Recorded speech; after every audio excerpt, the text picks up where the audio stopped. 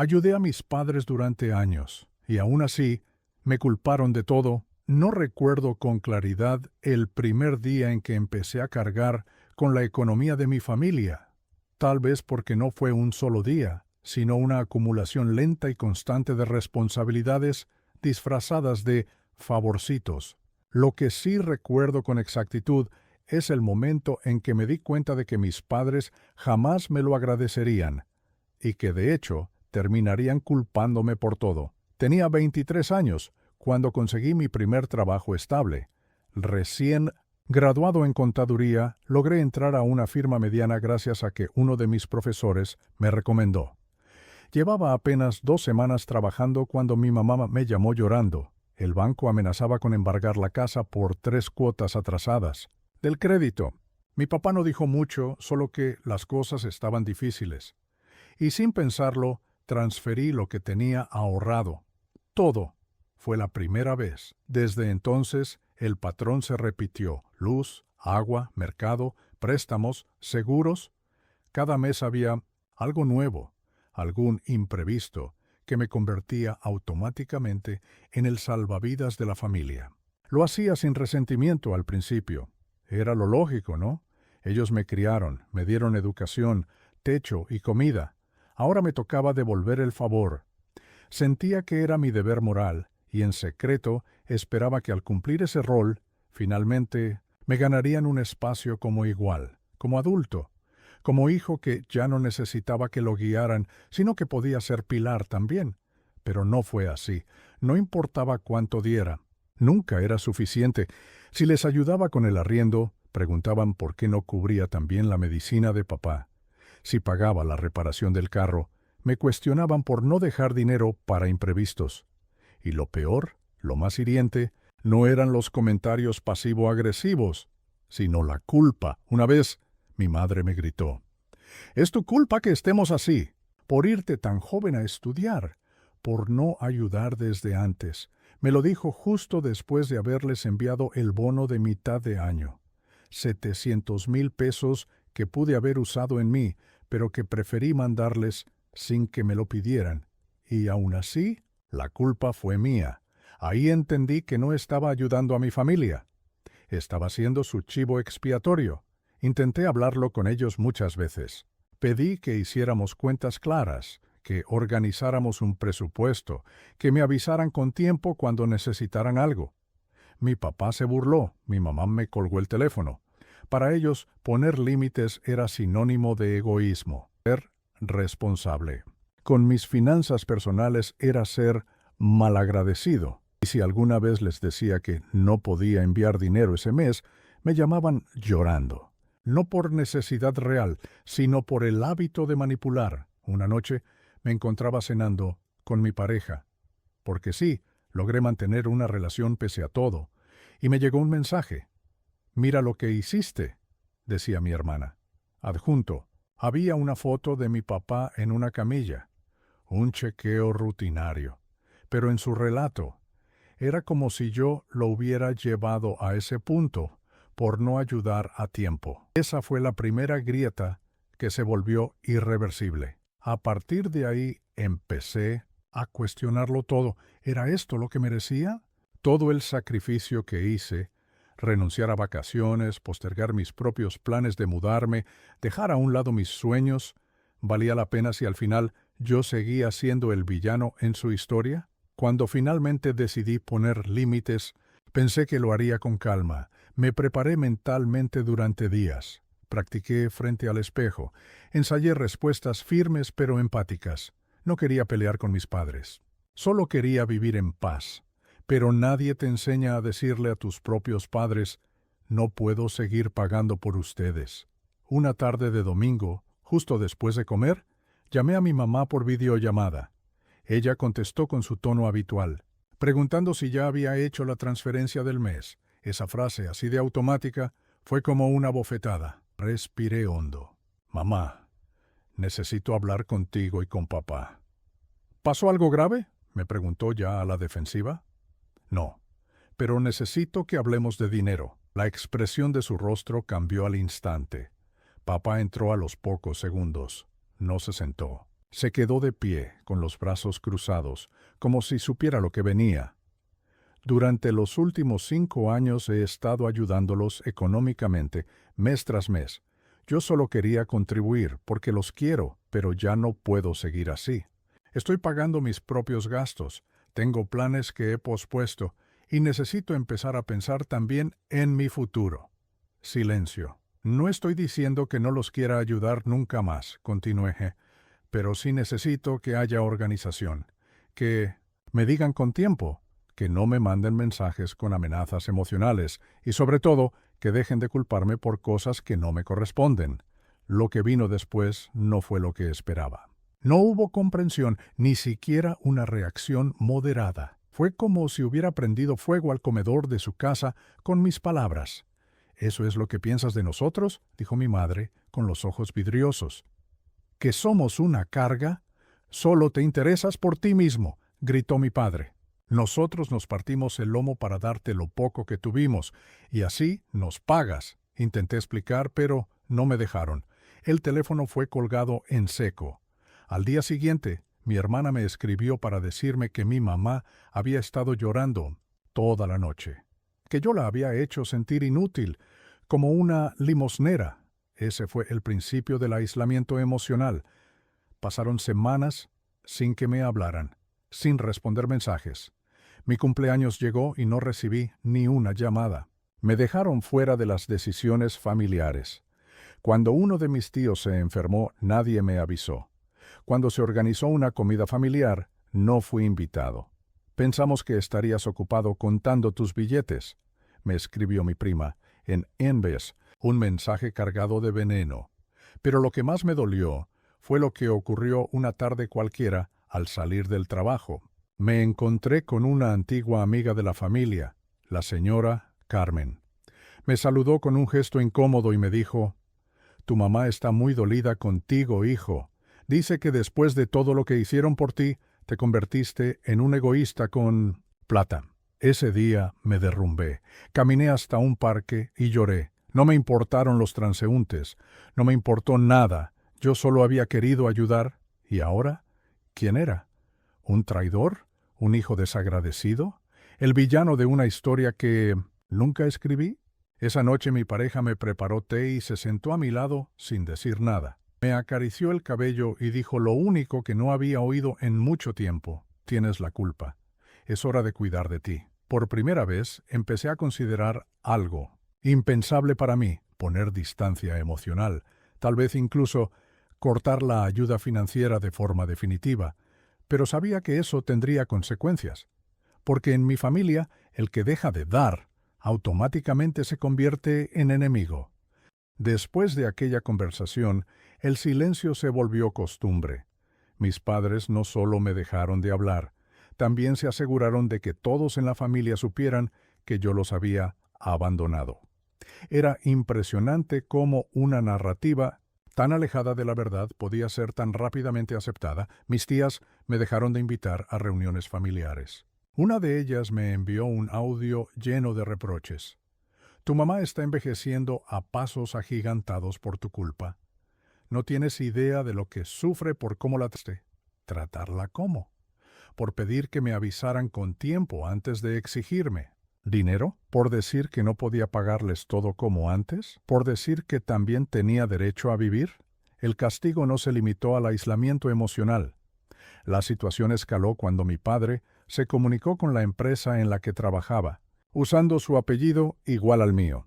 No sé cómo obtuvo el número de recursos humanos, pero dejó un mensaje acusándome de haberme enriquecido ilegalmente con dinero familiar. Era una mentira tan absurda que la empresa lo tomó como una anécdota excéntrica, pero para mí fue humillante. «¿Qué está pasando en tu familia?», me preguntó mi jefe, en tono de broma incómoda.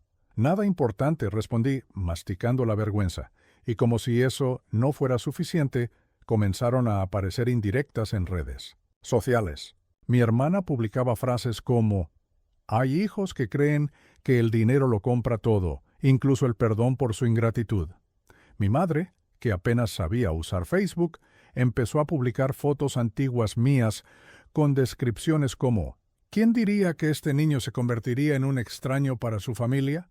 Recibía notificaciones constantes de comentarios pasivo-agresivos, algunos incluso de conocidos del barrio donde crecí. Era como si yo hubiera cometido un crimen imperdonable, pero mi único pecado había sido poner límites. Las cosas llegaron al límite el día que decidieron usar a mi abuela, la mujer que me crió en parte, que me preparaba galletas cada vez que visitaba su casa, que tejía suéteres para mí cuando era niño. Me llamó con la voz temblorosa. «Mijito, ¿por qué estás siendo tan duro con tus papás? Ellos te aman, solo están pasando por momentos difíciles. Dice tu mamá que tú ya no los quieres». Ese fue el golpe final. Usar a mi abuela, enferma y anciana, como escudo emocional. Eso fue lo que me rompió. «Abuela», le dije conteniendo el llanto, «siempre los he querido, pero ya no puedo seguir pagando por todo. Estoy tratando de vivir, de construir algo mío. Eso me hace malo». Ella se quedó callada. Al otro lado del teléfono solo se escuchaba su respiración. «No, mi amor», susurró finalmente. «No te hace malo, pero ten cuidado porque tu mamá está muy herida». Ahí lo comprendí todo. Mi madre no quería ayuda, quería control. Y yo, al romper ese sistema, al negarme a seguir alimentando una dinámica injusta, había desafiado su poder. Mi pareja me dijo algo que me quedó grabado. Ellos no te quieren te quieren como fuente. Cuando dejas de dar, dejas de importarles. A partir de ese momento, comencé a guardar cada recibo, cada transferencia, cada conversación. Por si acaso, porque en mi interior ya temía que un día esta historia terminara en algo más grave, tal vez un reclamo legal, tal vez una campaña abierta para destruir mi reputación. Y aún así, lo que más dolía no era el miedo, era la tristeza profunda de saber que mis padres jamás me habían visto de verdad, solo como el hijo que debía, no como alguien con corazón, con sueños, con límites, no como persona. Había llegado a un punto sin retorno. No importaba cuánto explicara mis razones, cuánto insistiera en que mi decisión no era falta de amor, sino una necesidad de sanarme a mí mismo.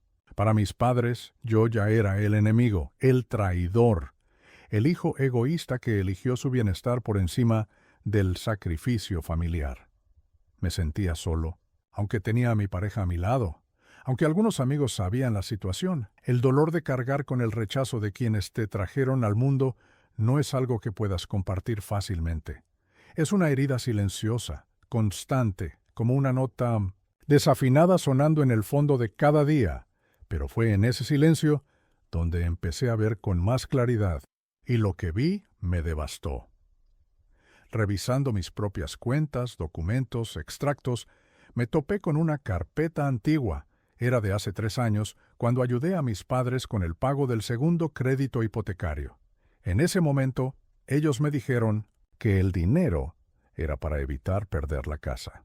Había firmado un acuerdo informal donde yo figuraba como copropietario simbólico, un documento que nunca se legalizó porque éramos familia y no hacía falta. Decidí buscar los registros reales del inmueble. Lo hice más por curiosidad que por desconfianza.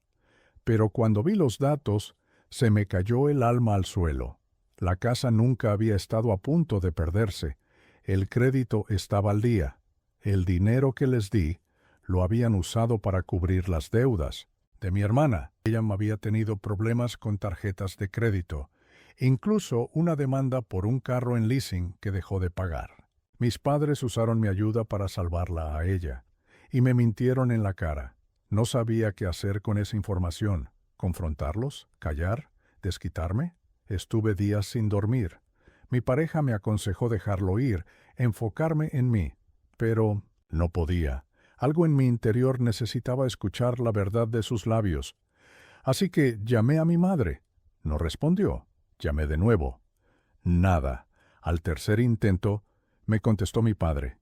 ¿Qué quieres ahora? Su tono era seco, cortante. Solo quiero que me digas por qué me mintieron, por qué me dijeron que la casa estaba en peligro si en realidad el dinero fue para cubrir las deudas de mi hermana. ¿Por qué? Hubo silencio. Luego, una risa amarga. Porque ella lo necesitaba más que tú. Tú ya tenías trabajo, tenías cómo levantarte. Ella estaba perdida. ¿Y yo qué era? ¿Un banco? ¿Una inversión a largo plazo? ¿Un hijo o un salvavidas? No empieces con tu drama, padre, gritó. Siempre tan melodramático. Por eso nadie te soporta. Colgué, lentamente, sin llanto ni rabia, solo con esa frialdad que llega cuando el alma ya no puede sangrar más. Esa llamada fue mi punto final. Bloqueé sus números. Cambié mis contraseñas bancarias, mi dirección. Le pedí a mi empresa que no entregara ningún tipo de información personal a ningún familiar. Dejé de seguir a todos los parientes en redes. Me desconecté. Me desaparecí y por primera vez en años dormí tranquilo. El dolor seguía ahí, claro, pero también una extraña paz. No había más manipulaciones, no había más llamadas a las 3 de la mañana por emergencias. No había más audios con lágrimas que en realidad eran chantajes. Y aunque me dolía haber llegado a eso, empecé a sentir que tal vez, solo tal vez, podía empezar a sanar. Los primeros meses después del corte fueron confusos. Por un lado, sentía una libertad que no había experimentado nunca, no más angustias financieras por terceros, no más culpa en cada paso que daba hacia mis metas. Tenía espacio mental, tiempo para mí. Incluso empecé a retomar pasatiempos que había abandonado, volver a correr en las mañanas, aprender algo de cocina, salir con amigos sin mirar obsesivamente mi saldo bancario. Pero, por otro lado, estaba el eco, ese eco que solo deja una familia que nunca fue hogar. No se trataba solo de extrañar a alguien, se trataba de perder una parte de uno mismo. Porque yo había construido mi identidad alrededor del rol de salvador. Y cuando uno deja de salvar, se pregunta, ¿quién soy ahora? Mi pareja fue esencial en ese proceso. Con paciencia, sin juicios, simplemente estando. Me animó a comenzar terapia, algo que siempre había evitado por orgullo, y fue en una de esas sesiones donde, por primera vez, pronuncié en voz alta una frase que nunca me había atrevido a pensar. Mis padres nunca me amaron, solo me usaron, y aunque la terapeuta no me corrigió, su silencio me dio más miedo que cualquier respuesta, porque ese silencio confirmaba que lo que había dicho no era una exageración, era una verdad dura, cruda. Una de esas verdades que te arranca capas enteras del alma. Durante ese tiempo me llegaron varios intentos de reconexión, no de mis padres, sino de otros familiares. Un primo me escribió por Instagram para decirme que mi mamá estaba enferma, que estaba muy triste, que se le notaba el deterioro. Otra tía me mandó un correo electrónico, porque me había bloqueado en todas partes, pidiéndome que no fuera rencoroso, que la familia siempre estaría por encima de todo. Pero nadie, ni uno solo, me preguntó cómo estaba yo. Nadie reconoció el dolor, la culpa, la presión, los años de abandono emocional detrás de mi decisión. Solo hablaban de ella, de mi padre, de lo que sufrían. Una tarde decidí pasar por el barrio donde crecí. Iba en el carro con las ventanas arriba, solo para mirar, ver la tienda de la esquina, el árbol donde jugábamos de niños. La calle seguía igual, pero yo ya no encajaba ahí. Era como mirar un retrato de una vida ajena. Vi a mi padre en la puerta de la casa. Había envejecido. Se apoyaba en un bastón, y aunque me reconoció, no hizo el menor gesto. Ni odio, ni tristeza, solo indiferencia absoluta. Y eso, curiosamente, dolió menos de lo que pensé, porque finalmente entendí que esa era la emoción que siempre me había dedicado. No era que me odiara, era que nunca le importé como hijo.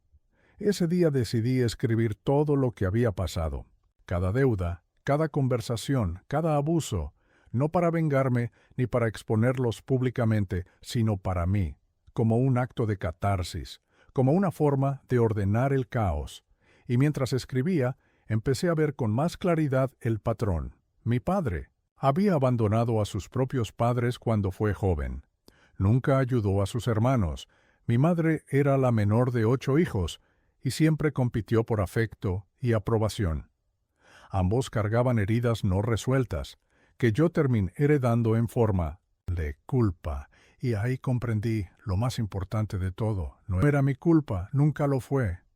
Después de escribir todo, me di cuenta de que no solo estaba cerrando un capítulo, estaba enterrando una parte de mí que ya no quería cargar, la que creía que amar a tu familia significaba permitir que te destruyeran poco a poco. Esa parte había muerto, y con su muerte empezó mi renacimiento.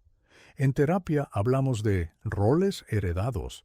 Mi terapeuta me explicó que en muchas familias disfuncionales, alguien es asignado como el responsable, el conciliador, el salvador. Esas persona, inocente al principio, es elegida para mantener en equilibrio lo que ya está roto. Esa persona, por más que lo intente, nunca es suficiente. Siempre falla. Siempre carga con la culpa. Ese has sido tú, me dijo. Y sí. Fui ese niño que pedía permiso para existir, que callaba cuando sus padres peleaban, que estudiaba para que estuvieran orgullosos, que se desvivía por complacer, que pagaba, callaba, cedía y se tragaba la rabia para no romper el frágil equilibrio del hogar. Pero yo no quería seguir cargando con eso, no iba a heredar su trauma.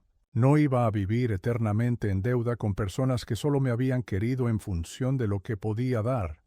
Fue entonces cuando tomé una decisión radical. Vendí mi carro, no por necesidad económica, sino como símbolo. Había sido el primer bien importante que compré cuando empecé a trabajar. También había sido lo primero que mis padres reclamaron como orgullo familiar. Lo habían usado como excusa en muchas conversaciones para decir: miren lo que logramos criar. Vendí el carro y usé ese dinero para iniciar algo propio. Abrí una pequeña consultora contable para trabajadores independientes. Al principio, era solo yo desde mi apartamento, con una laptop y algunos contactos. Luego vinieron los clientes, luego los referidos, luego un socio. Para cuando terminé de pagar el primer arriendo de oficina, ya tenía algo más importante que un negocio. Tenía propósito. Y por primera vez, nadie podía decir que lo había logrado gracias a ellos. No había aportes familiares, no había préstamos ocultos, no había favores que me ataran. Era solo yo, mi esfuerzo, mi verdad. Pero el mundo no deja de girar solo porque uno corta lazos. Un día cualquiera, recibí un mensaje inesperado. Era mi hermana. Años sin hablar. El texto era breve. Hola, solo quería decirte que mamá está muy mal. No me importa lo que pasó, pero creo que deberías venir a verla antes de que sea tarde. La culpa volvió como un disparo en el pecho. No era racional. No tenía sentido, pero volvió. Porque así funciona el trauma familiar. Entra aunque no lo invites. Tardé 3 días en responder. ¿Qué le pasa? Está con depresión fuerte. Dice que no quiere seguir viviendo si no te ve. No respondí de inmediato. Fui a caminar, a pensar, a llorar, porque no quería volver. Pero tampoco podía evitar sentir algo. No amor tal vez, pero sí pena, nostalgia, el recuerdo de una madre que tal vez nunca existió, pero que yo deseaba que existiera. Y lo más duro de todo fue admitir que, aunque hubiera avanzado tanto, aunque hubiera sanado, aunque ya no les debía nada, todavía había una parte de mí que seguía deseando que me quisieran. Una parte que, a pesar de todo, aún buscaba una mirada que dijera: estamos orgullosos de ti aunque no nos des nada. Después de días de silencio, decidí ir. No por ellos, no para redimirme, no para salvar a nadie. Fui por mí, para cerrar de una vez por todas ese ciclo abierto, para mirar a los ojos a mi madre y saber sin dudas que ya no le debía nada. Llegué un viernes por la tarde.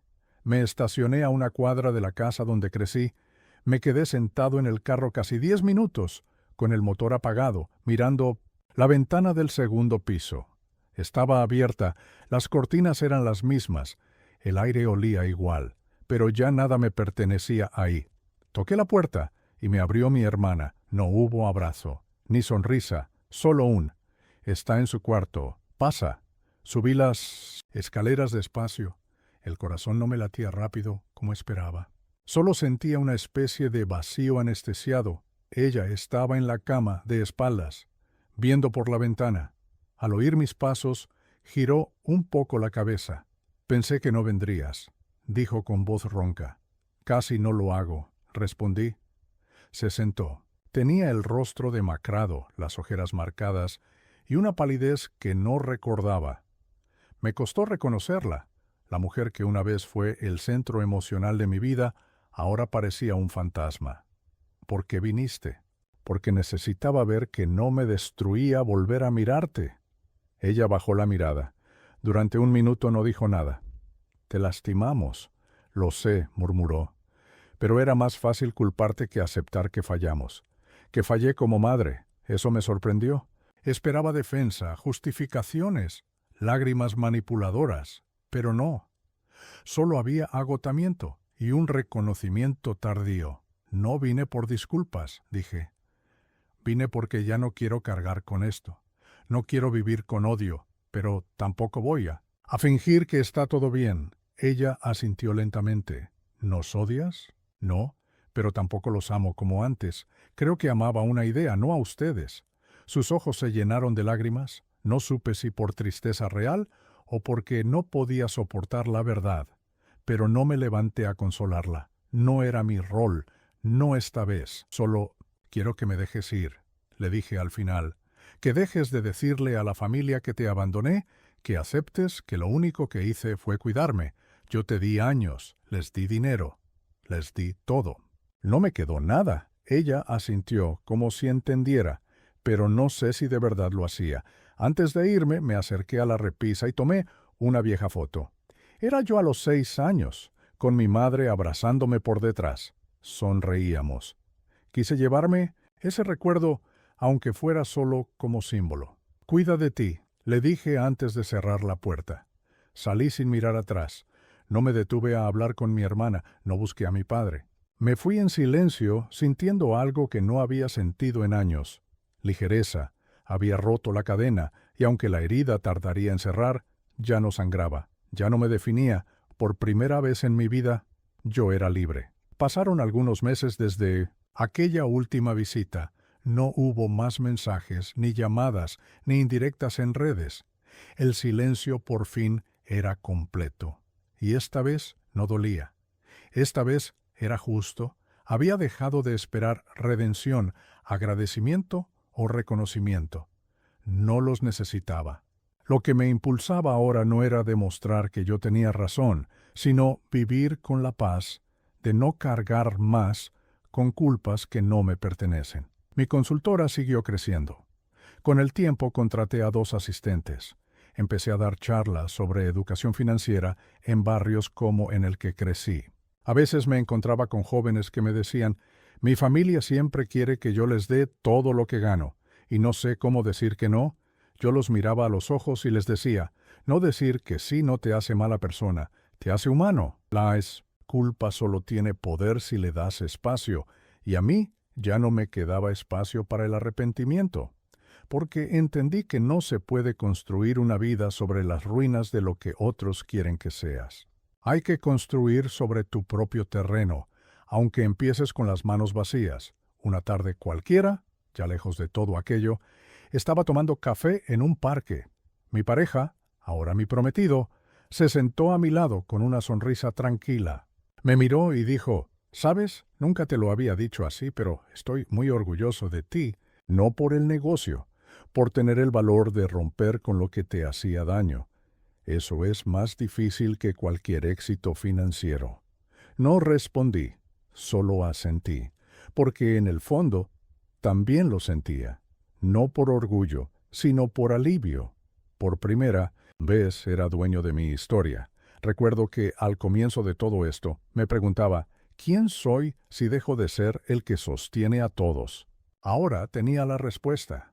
Soy alguien que aprendió a sostenerse a sí mismo, y eso lo entendí tarde, pero a tiempo. Siempre fue más valioso que cualquier dinero enviado, cualquier favor hecho, cualquier perdón buscado. No me fui de mi familia por odio, me fui por amor propio. No rompí con ellos para castigarlos. Rompí el ciclo para no seguir transmitiéndolo. Y aunque a veces me llega la nostalgia, aunque hay días en los que me pregunto qué habría pasado si ellos hubieran elegido diferente, Respiro profundo. Me miro al espejo y repito lo que ahora sé con certeza. No soy culpable, solo sobreviví. Y sobrevivir nunca fue un error. Si te gustó, dale like y suscríbete para más historias. Comenta qué te pareció y qué tipo de historias te gustaría escuchar.